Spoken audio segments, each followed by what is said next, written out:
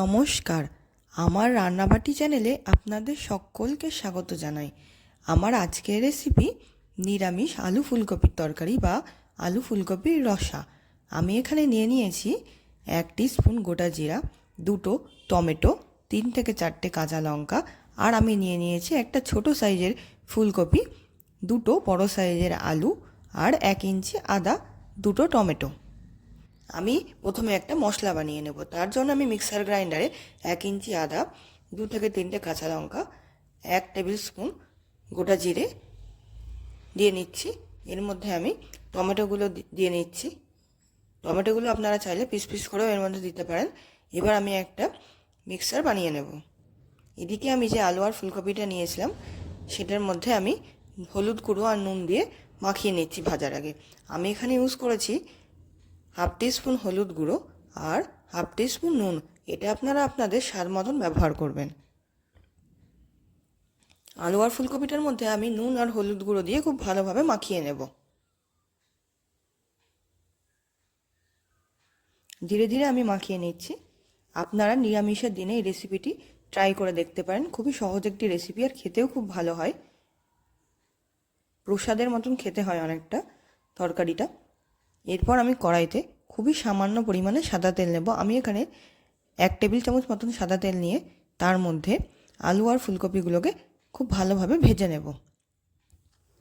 আমরা যেহেতু একটু কম তেল খাই তাই আমি এখানে কম পরিমাণে তেল দিয়েছি। আপনারা আপনাদের পরিমাণ মতন তেলটা ব্যবহার করবেন।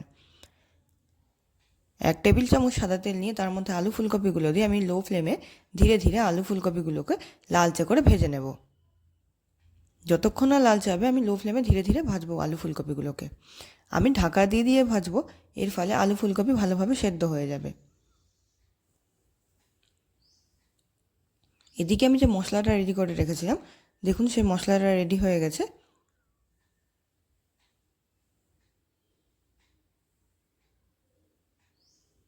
আলু ফুলকপিগুলো মোটামুটি ভাজা হয়ে গেছে। এরপর আমি কড়াইতে আবার 1 টেবিল স্পুন সাদা তেল নিয়ে নিলাম। আপনারা চাইলে সরষের তেলও ব্যবহার করতে পারেন। আর আমি এখানে যে 1 টিস্পুন গোটা জিরে নিয়েছিলাম সেইটা আমি গরম তেলের মধ্যে দিয়ে দিলাম। গোটা জিরে দেওয়ার পর 1 মিনিট মতন লো ফ্লেমে একটু ভেজে নিতে হবে, যতক্ষণ পর্যন্ত না জিরার ফ্লেভারটা বেরোয়। জিরাটা ভাজা হয়ে গেলে এবার আমি সেই বাটা মশলাটা কড়াইতে দিয়ে দেব। বাটা মশলাটা দিয়ে আমি ভালোভাবে একটু নাড়াচাড়া করে নিচ্ছি।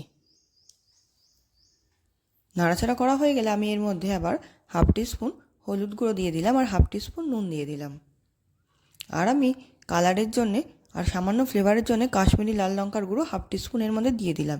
এবার আমি ভালো করে সবগুলোকে মিশিয়ে নেব। মশলাটাকে এবার আমাকে ভালোভাবে কষিয়ে নিতে হবে। আমি ধীরে ধীরে মশলাটাকে এবার কষিয়ে নিয়েছি লো ফ্লেমে।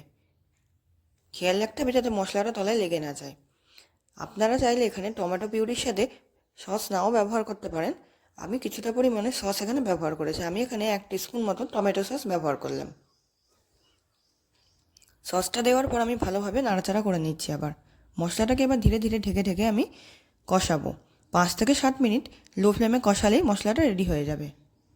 আপনারা নিরামিষের দিনে এই রেসিপিটি অবশ্যই ট্রাই করবেন আর কমেন্ট করে জানাবেন কেমন হয়েছে আপনাদের এই রেসিপিটি। আর আমার এই রেসিপিটি আপনাদের কেমন লাগলো সেটাও অবশ্যই কমেন্ট বক্সে কমেন্ট করে জানাতে ভুলবেন না। মশলাটা আমার কষানো হয়ে গেছে 5 থেকে 7 মিনিট। এবার আমি যে আলু ফুলকপিটা ভেজে রেখেছিলাম সেটা আমি মশলার মধ্যে দিয়ে দিচ্ছি। মশলার মধ্যে দেওয়ার পর মশলার সাথে আলু আর ফুলকপিটা ভালোভাবে মিশিয়ে নিতে হবে। আপনারা চাইলে এটা রসার আকারে একটু ঝোলঝোলও করতে পারেন, বা যদি তরকারি করতে চান তাহলে এটাকে শুকনো তরকারির আকারেও তৈরি করতে পারেন। নিরামিষের দিনে আপনারা খিচুড়ির সাথে বা লুচির সাথে উপোস করলে এই তরকারিটা অনায়াসে খেতে পারেন। খুব সহজ একটি রেসিপি আর খুব টেস্টিও হয় এটা খেতে। আলু ফুলকপি খুব ভালোভাবে মশলার সাথে মিশে গেলে আমি এবার এর মধ্যে 1/2 টিস্পুন মতন শাহি গরম মশলার গুঁড়ো ব্যবহার করছি। আপনারা চাইলে এর বদলে এলাচ, লবঙ্গ, দারচিনি গুঁড়ো করেও দিতে পারেন। আমার এই ভিডিওটি ভালো লেগে থাকলে অবশ্যই লাইক করবেন, কমেন্ট বক্সে কমেন্ট করে জানাতে ভুলবেন না কেমন লাগলো এই ভিডিওটি। চ্যানেলটিতে অবশ্যই সাবস্ক্রাইব করবেন। শাহি গরম মশলা দেওয়ার পর আমি ভালোভাবে মিশিয়ে নিচ্ছি তরকারির সাথে। আর ফ্লেভারের জন্যে আমি সবশেষে এর মধ্যে 1 টিস্পুন ঘি দিয়ে দিচ্ছি। আপনারা চাইলে ঘিটা একটু বেশি বা কমও দিতে পারেন বা স্কিপও করতে পারেন।